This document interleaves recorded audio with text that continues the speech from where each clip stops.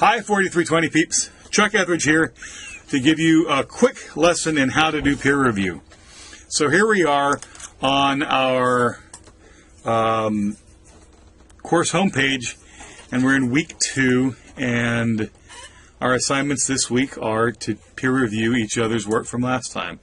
So we click here. First thing we do would be we would watch the video, and then you click on peer review. And I won't read this out loud, but basically these are a set of criteria that we've talked about that you have that a good memo should do. So then we look at our classmates' memo. Now this looks like exactly the same link where you posted it in the first place. That's the deliberate. There was no way for me to reformat. This is where you posted it before. So if you click on it, you will go and you'll see a bunch of memos written by your classmates. So I am just going to call Kamisha's up just because I called her up. And I click on this and I get her memo. Now I click on meeting memo and it opens as a Word document. Now here's her document, and pardon me, it jumped over to that other screen there. And then what I will do is I will reply,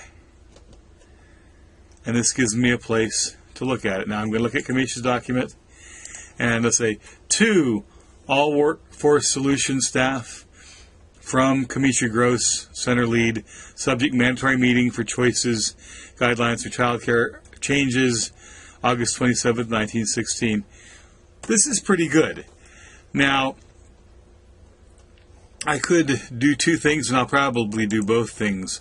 I'll say, Kamisha, this is pretty good. You use formatting effectively to communicate. I made some tinkering changes.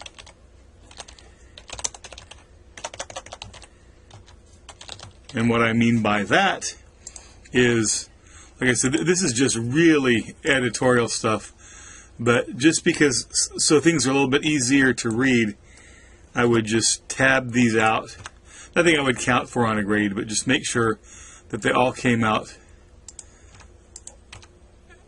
on the same line and are easy to follow.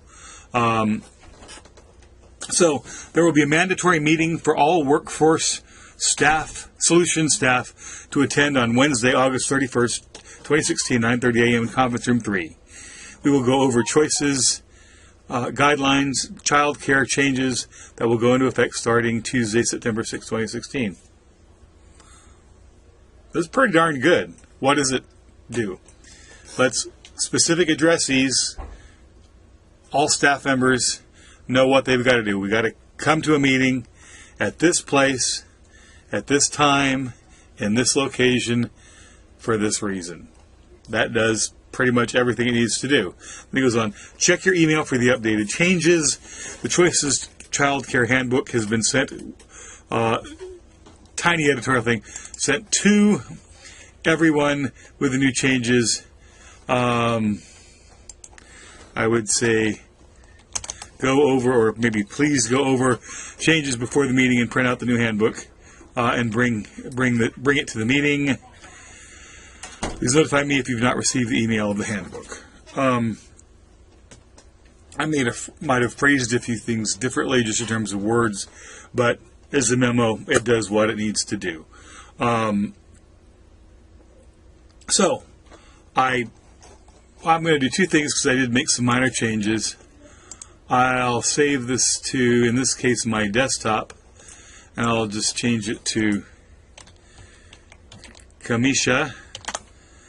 And, oh, I misspelled Kamisha in the title, I'm sorry. But, or in my subline. But I will essentially write what I said. Your email does what an effective piece of workplace communication should.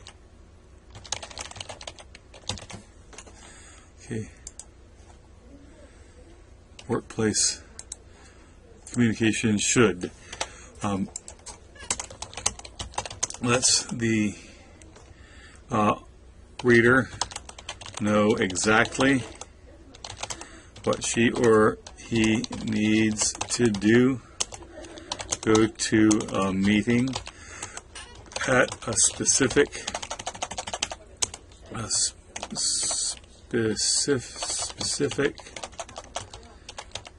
time, place, and time,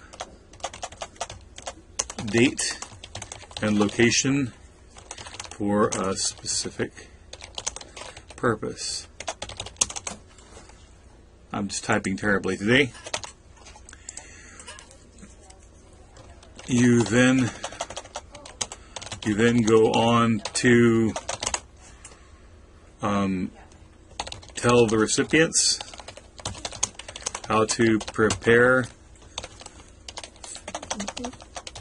for the meeting. This is good work. Okay, so then what I would do is I would, I've got my feedback. I would also attach